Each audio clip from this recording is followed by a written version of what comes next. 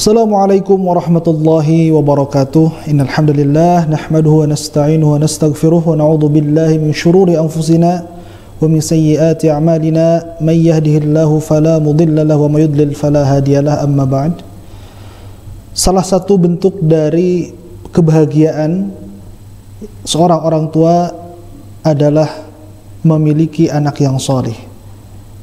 Karena indikator dari kesuksesan yang lain itu adalah indikator-indikator yang tidak memberikan manfaat kepada orang tua ini untuk hari akhirnya. Ya, kesuksesan anak secara duniawi mungkin merupakan hal yang membanggakan, tetapi apalah arti anak yang sukses jika kemudian dia tidak menjadi anak yang solih dan kemudian dia berbakti kepada orang tuanya serta mendoakan kedua orang tuanya tersebut. Ada salah satu kisah inspiratif yang bisa kita kemudian jadikan sebagai bahan renungan bagaimana seharusnya anak-anak ini memahami pentingnya berbakti kepada orang tua. Ya. Ada kisah yang masyhur tentang seorang tabi'in yang bernama Uwais Al-Qarni yang kemudian Rasulullah SAW sebut-sebut namanya di hadapan para sahabat dan menganjurkan para sahabat untuk meminta agar Uwais Al-Qarni memintakan ampun untuk mereka. Al-Kisah di negeri Yaman, ya, hiduplah seorang anak dengan ibunya, ya, di mana anak ini telah menjadi yatim. Dia merawat ibunya sepenuh hati, merawat ibunya dengan penuh kelembutan dan juga kesabaran, ya. Sampai akhirnya suatu saat Uwais Al-Qarni ini mendengar adanya dakwah seorang Rasul, ya, yang muncul di kota Madinah, ya, di Hijaz. Kemudian timbullah keinginan Uwais Al-Qarni untuk mendatangi sang Rasul tersebut, ya. Pada waktu itu dakwah Islam telah sampai ke negeri Yaman, ya, dan Uwais Al-Qarni beserta ibunya termasuk orang yang menyambut dakwah Islam tersebut, ya, pada permulaan. Tetapi tentu Uwais Al-Qarni ingin menyempurnakan keislamannya dengan bertemu dengan Rasulullah SAW yang sudah hijrah ke kota Madinah. Tetapi ibunya yang tua renta kemudian juga membutuhkan Uwais Al-Qarni dalam menjalani kehidupannya sehari-hari, ya, karena fisiknya sudah lemah, kemudian juga matanya sudah tidak terlalu jelas melihat. Akhirnya Uwais Al-Qarni menjadi satu-satunya sandaran hidup sang ibu ini untuk menjalani sisa-sisa harinya, ya. Akhirnya Uwais Al-Qarni menuruti keinginan ibunya untuk tidak dulu pergi ke Madinah, ya. Terus Uwais Al-Qarni merawat ibunya kemudian juga dengan penuh kesabaran sampai akhirnya ibunya memiliki sebuah keinginan yang disampaikan kepada Uwais Al-Qarni, yaitu ia ingin pergi haji. Tetapi Uwais Al-Qarni berpikir bahwasanya jarak antara Yaman dengan kota Madinah adalah jarak yang sangat jauh, ya. Ada padang tandus yang menanti di sana, ada gunung-gunung yang kemudian harus didaki, sehingga ini akan menjadi perjalanan yang berat, ya. Namun Uwais Al-Qarni setelah mendengar keinginan ibunya tersebut kemudian membeli anak lembu, ya. Membeli anak lembu yang beratnya kira-kira sama dengan berat ibunya. Setelah itu Uwais Al-Qarni setiap hari, ya, memanggul anak lembu tersebut di atas pundaknya menaiki gunung. Setiap hari seperti itu, dari bawah ke atas, dari atas ke bawah lagi, sampainya orang-orang yang melihat itu menganggap bahwasanya Uwais Al-Qarni sudah gila, ya. Ada orang yang bolak-balik membawa anak lembu, ya. Lalu sampailah tiba mendekati musim haji, ya. Di sanalah kemudian Uwais Al-Qarni akhirnya mengatakan kepada ibunya, "Ibu, tahun haji ini kita akan pergi ke Mekah untuk menunaikan ibadah haji. Biar saya yang menggendong ibu sampai di sana." Ya. Akhirnya berangkatlah mereka berdua bersama rombongan haji dari Yaman untuk menunaikan ibadah haji ke kota Mekah. Ya. Uwais Al-Qarni yang kemudian ternyata selama ini dia memanggul anak lembu naik ke gunung itu adalah bentuk latihan dia agar menguatkan fisiknya dalam rangka menggendong ibunya pergi haji ke kota Mekah. Ya. Jadi selama ini orang-orang menganggap Uwais Al-Qarni gila karena memanggul lembu bolak-balik setiap hari ke gunung, adalah tujuannya untuk menguatkan fisiknya agar bisa menggendong ibunya sampai kota Mekah. Ini digendonglah ibunya ini, ya, dari Yaman sampai kota Mekah, kemudian ibunya di sana tawaf, kemudian melaksanakan ibadah haji dan berdoa di depan Baitullah, ya. Juga Uwais Al-Qarni mendengarkan doanya. Nah, setelah ibunya berdoa, kemudian Uwais Al-Qarni berdoa. Ia berdoa, "Ya Allah, masukkanlah ibu ke dalam jannah. Ya Allah, masukkanlah ibu ke dalam jannah." Kemudian ibunya mengatakan, "Kenapa engkau tidak mendoakan dirimu juga?" Ya, kemudian Uwais Al-Qarni mengatakan, "Cukuplah keridhoanmu ibu, ya, yang dengannya saya berharap bisa masukkan ke dalam jannah." Jadi Uwais Al-Qarni meminta agar ibunya masuk jannah, ibunya meninggal dalam keadaan ridho kepadanya, dan itu yang akan diharapkan oleh Uwais Al-Qarni menjadi wasilah agar dia masuk ke dalam jannah. Tetapi kerinduan Uwais Al-Qarni terhadap Rasulullah, ya, masih menggebu-gebu. Akhirnya memintalah izin Uwais Al-Qarni ini kepada ibunya agar diizinkan beberapa hari untuk pergi ke Madinah, ya, untuk menemui Rasulullah Sallallahu Alaihi Wasallam.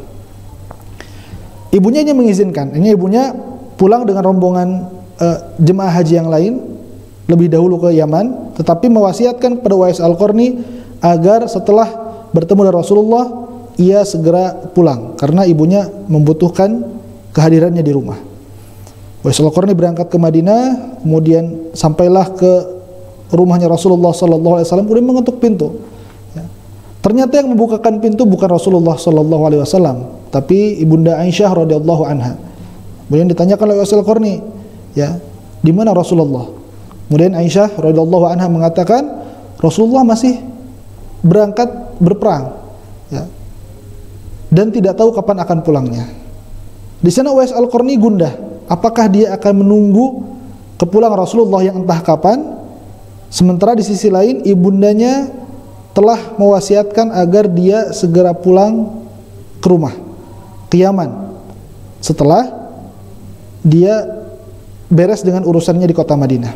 Nah, tapi di sana akhirnya Uwais Al-Qarni memutuskan dia segera pulang ke Yaman. Ya. Beberapa hari berserang, ya, Rasulullah pulang ke kota Madinah, kemudian berkata Aisyah radhiyallahu anha kepada Rasulullah, ya, Aisyah radhiyallahu anha berkata kepada Rasulullah bahwasanya beberapa waktu yang lalu ada seorang pemuda yang menanyakan Rasulullah. Ya. Dia datang dari kota Yaman, bernama Uwais Al-Qarni. Ya. Kemudian Rasulullah dengan wahyu dari Allah Subhanahu wa taala mengetahui bahwasanya Uwais Al-Qarni inilah seorang pemuda yang berbakti kepada orang tuanya, yang kemudian juga mengabdikan hidupnya itu untuk merawat orang tuanya, ya, sehingga kemudian berita ini disampaikanlah kepada para sahabat juga. Di antaranya yang mendengar kabar inilah Ali bin Abi Thalib dan juga Umar bin Khattab. Dikatakan oleh Rasulullah kepada mereka berdua, kepada Ali dan juga Umar, "Wahai Ali, wahai Umar, di kota Yaman ada seorang pemuda yang sangat mustajab doanya, karena wasilah dia berbakti kepada orang tuanya, namanya Uwais Al-Qarni. Ya. Jika suatu saat kalian bertemu dengan dia, mintakanlah kepada dia agar meminta ampun kepada Allah untuk kalian. Agar Uwais Al-Qarni beristighfar kepada Allah, memintakan ampun untuk kalian, karena doanya itu sangat mustajab." Ya. Waktu berlalu, kemudian Rasulullah wafat, kemudian tumpuk kepemimpinan di kota Madinah, ya, dipegang oleh Abu Bakar, kemudian Abu Bakar juga wafat, sampailah kepada masa kepemimpinan Umar bin Khattab radhiyallahu anhu. Ya. Di sana Umar bin Khattab memiliki salah satu misi, yaitu menemukan Uwais Al-Qarni, sehingga semua sahabat itu diperintahkan jika ada rombongan kafilah haji ataupun kafilah dagang dari kota Yaman, agar diberhentikan terlebih dahulu untuk mencari seseorang bernama Uwais Al-Qarni. Lambat laun kemudian banyak rombongan haji dari Yaman ke Mekah, kemudian juga rombongan dagang dari Yaman ke Syam yang melewati kota Madinah. Nah, di sanalah kemudian Umar bin Khattab mencari-cari sosok bernama Uwais Al-Qarni. Kemudian salah satu di antara rombongan ini mengatakan, ada di antara kami yang bernama Uwais, kita panggilkan. Ini dipanggilkan. Ya. Umar bin Khattab sebelumnya telah diberitahu oleh Rasulullah Sallallahu Alaihi Wasallam bahwasanya Uwais Al-Qarni ini punya ciri, Cirinya adalah bahwasanya dia dulunya itu punya penyakit kusta, ya. Sekujur tubuhnya itu penuh dengan penyakit kusta. Kemudian ketika dia berdoa kepada Allah Subhanahu wa taala agar penyakit kustanya dihilangkan, Allah hilangkan penyakitnya. Kecuali ada yang disisakan di telapak tangannya. Sisa penyakit kustanya itu sebesar koin uang logam, ya. Mungkin zaman dulu sebesar koin dirham atau koin dinar, ya. Umar bin Khattab akhirnya menemukan laki-laki ini, kemudian juga dilihat tanda di tangannya ada bekas penyakit kusta, ya. Kemudian ditanyakan kepada orang ini, siapa namamu? Kemudian pemuda ini mengatakan, nama saya Abdullah, ya. Kata Umar, semua orang juga Abdullah, semua orang hamba Allah, kan Abdullah artinya hamba Allah, semua orang juga hamba Allah. Siapa nama aslimu? Kemudian barulah dia mengaku bahwasanya namanya adalah Uwais, ya. Uwais yang kemudian dikenal dengan Uwais Al-Qarni. Di sanalah kemudian Umar bin Khattab radhiyallahu anhu memintakan agar Uwais Al-Qarni, wahai Uwais, sesungguhnya Rasulullah sallallahu alaihi wasallam dulu pernah berpesan kepadaku, jika menemukan seorang pemuda dari Yaman bernama Uwais yang berbakti kepada orang tuanya, maka saya harus meminta agar dia memohon ampun kepada Allah untuk diriku. Sekarang mintakanlah ampun kepada Allah untuk diriku. Hanya Uwais Al-Qarni, karena yang meminta Umar bin Khattab radhiyallahu anhu, dia hanya memintakan ampun ya kepada Allah, beristighfar agar Allah mengampuni dosa-dosanya Umar. Setelah itu kemudian Umar bin Khattab ingin memberikan bekal untuk Uwais, ya.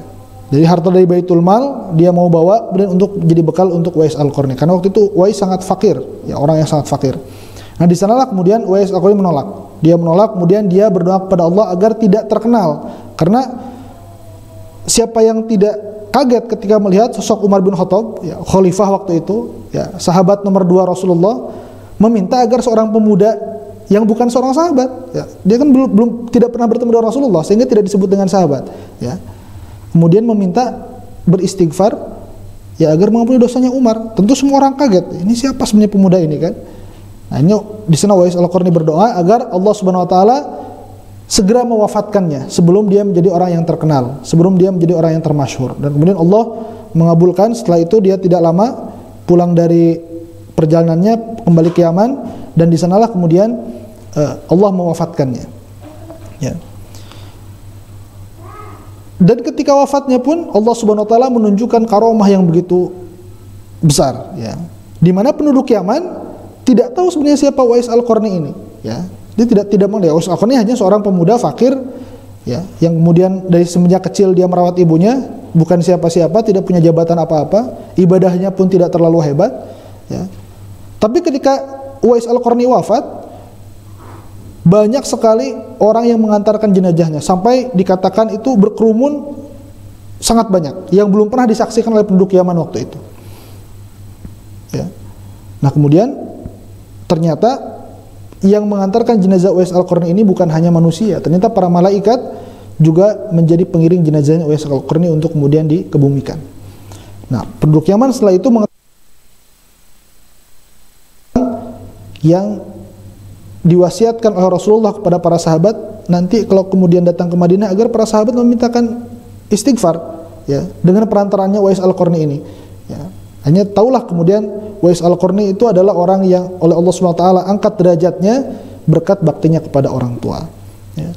Dari kisah ini kita bisa memperhatikan bagaimana Rasulullah SAW, ya, sangat mengapresiasi, ya, seorang pemuda yang kemudian dia membaktikan hidupnya untuk merawat orang tuanya, berbakti kepada orang tuanya, ya, bahkan diberikan kehormatan yang itu besar sehingga kepada para sahabat pun dianjurkan agar mereka memohon istighfar dengan wasilahnya Uwais Al-Qarni ini.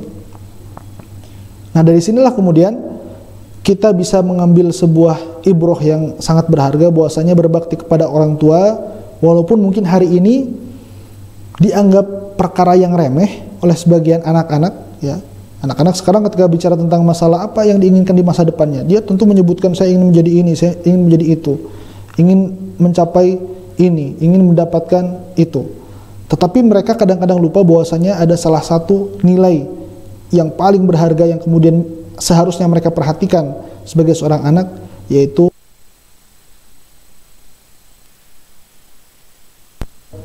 berbakti kepada orang tua, yang dengannya ridho Allah Subhanahu wa taala bisa diraih. Karena Ya, dalam Islam berbakti kepada orang tua memiliki posisi yang sangat penting, ya, termasuk ibadah, termasuk kewajiban yang Allah Subhanahu wa taala sebutkan dalam Al-Qur'an beriringan dengan kewajiban tauhid. Dalam surat Al-Isra ayat ke-23 Allah berfirman, wa qadha rabbuka alla ta'budu illa iyyahu wa bil walidaini ihsana.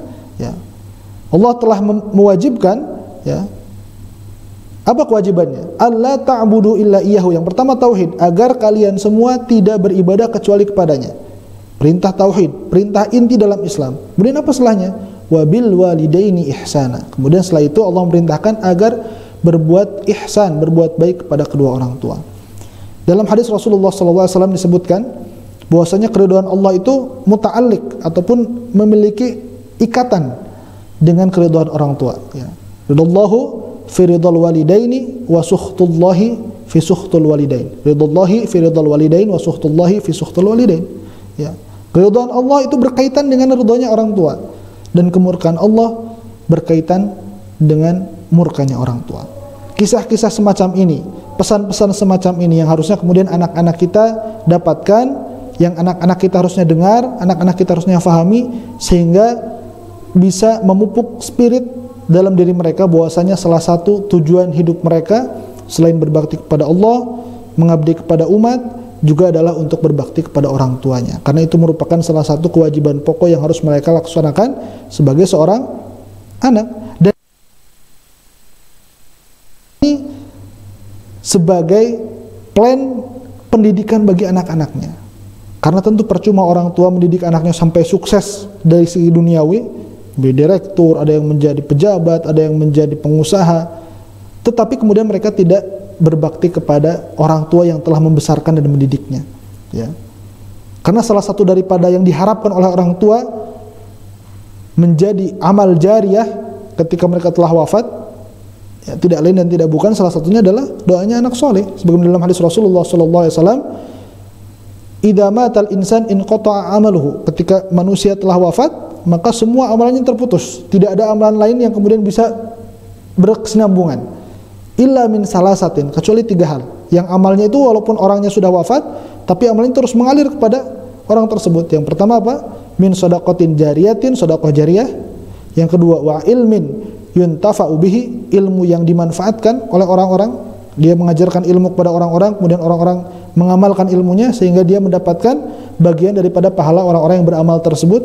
Yang terakhir adalah wa waladun sholih yad'u lahu, dan anak soleh yang mendoakannya. Tentu orang tua betapa bahagianya jika kemudian bisa mendidik, bisa mentarbiyah anak-anaknya menjadi anak soleh yang kemudian berbakti kepada, bukan hanya kepada umat dan juga bangsa, juga berbakti kepada mereka sebagai orang tuanya, ya. Kemudian setelah wafat mendoakan mereka sehingga menjadi amal jariyah yang tidak terputus. Tentu hal ini tidak bisa diwujudkan hanya dengan mengajarkan kepada anak-anak ilmu-ilmu, teori-teori yang berkaitan dengan masalah duniawi saja, tetapi nihil dari pendidikan-pendidikan ukhrawi, nihil dari pendidikan-pendidikan akhlak, nihil dari pendidikan-pendidikan adab, ya.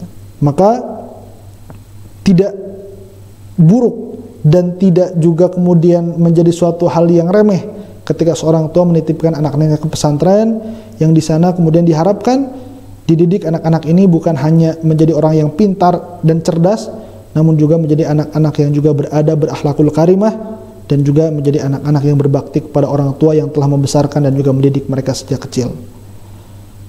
Mungkin itu saja yang bisa kemudian kita ambil ibrohnya pada kesempatan kali ini. Mudah-mudahan kita bisa mengkaji dan juga terus mempelajari lagi berbagai macam ilmu-ilmu yang bermanfaat, yang kemudian membentuk karakter dan juga diri kita, sehingga kita menjadi hamba-hamba Allah yang sempurna dan juga paripurna dengan segala kekurangan dan juga kehilafan kita. Assalamualaikum warahmatullahi wabarakatuh.